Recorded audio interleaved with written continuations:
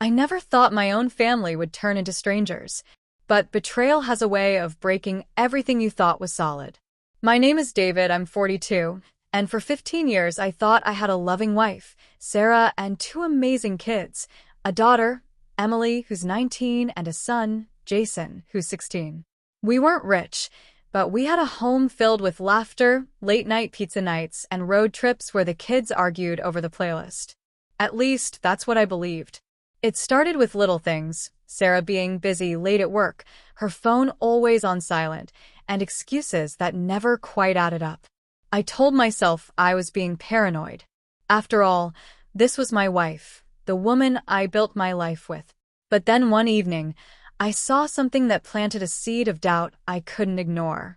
I walked past Emily's room and noticed her whispering to her mom on the phone, closing the door quickly when she saw me. Emily never shut me out like that.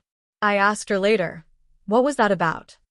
She just smiled nervously and said, "Oh, nothing, Dad. Just school stuff."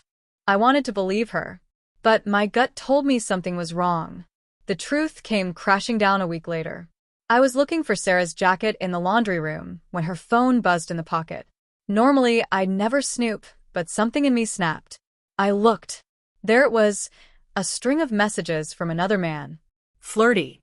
Intimate. Pictures I never thought my wife would send to someone else. My hands were shaking so badly, I almost dropped the phone. That night, I confronted her. She froze for a moment, then sighed and said the words that stabbed me like a knife. "David, I didn't want you to find out like this." As if there's a good way to find out the woman you love has been cheating. But what hurt even more? Emily, my little girl, already knew. Sarah admitted she had confided in Emily, and Emily had helped her cover it up, deleting messages, making excuses when I asked questions, even lying straight to my face.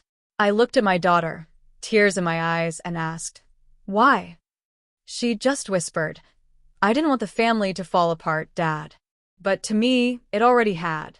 For days, I felt like a ghost walking through my own house. My wife betrayed me. My daughter lied to me. And I thought I had no one left.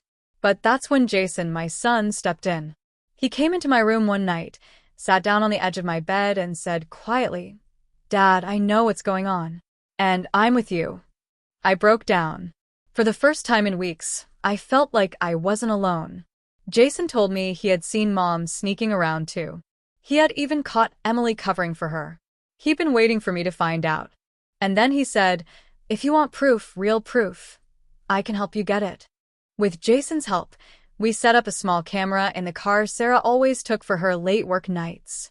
Within a week, we had everything. Video of her picking up her lover.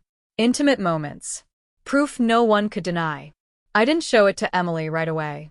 But one night at dinner, I pulled out the footage and played it on the TV. Sarah's face went pale. Emily's eyes filled with tears. Jason just sat back, arms crossed, as if he'd been waiting for this moment. I looked at them both and said, "This is what betrayal looks like."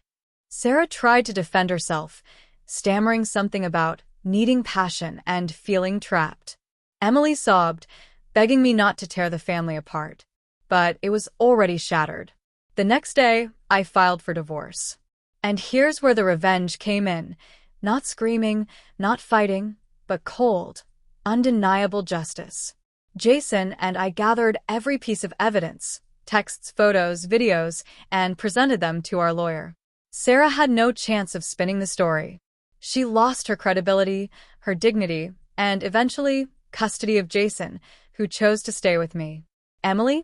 She was old enough to make her own choice. She decided to stay with her mom. That broke me, but I couldn't force her. In the end, it was me and my son, rebuilding what was left. Two betrayed men, standing together against the lies that tore our family apart. I won't lie, there are nights I cry, thinking about the family I lost. About Emily, who chose loyalty to her mom's lies over truth.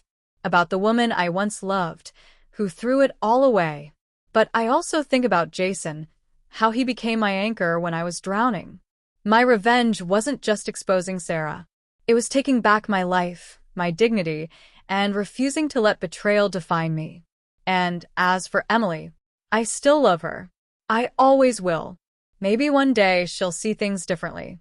Maybe one day we'll rebuild. But for now, I've learned this. Betrayal doesn't destroy you unless you let it. Sometimes, it reveals who truly stands by your side when the world falls apart. For me, that person was my son. And together, we rose from the ashes of betrayal, stronger, wiser, and unbroken.